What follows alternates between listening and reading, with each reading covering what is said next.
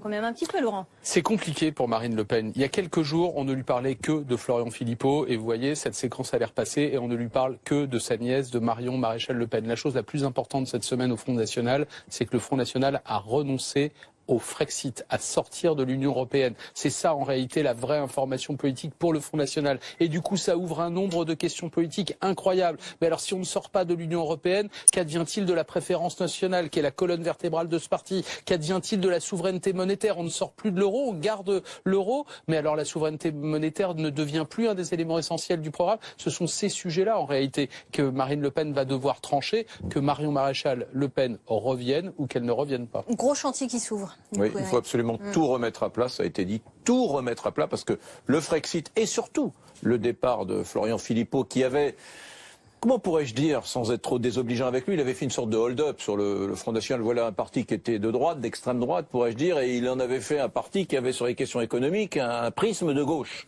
voire même parfois d'extrême gauche. Donc c'était quelque chose d'un peu contre nature. Et maintenant, un peu comme un matériau à mémoire de forme, le Front National va redevenir ce qu'il était, il va retrouver la place naturelle qu'il avait sur l'échiquier politique. Ça veut dire, comme le disait Neumann, qu'il va falloir vraiment énormément bosser sur tous les sujets économiques, mais aussi sociétaux, pour voir comment est-ce qu'on s'ajuste à la nouvelle donne économique et politique qui va être le nouveau programme ou socle du FN.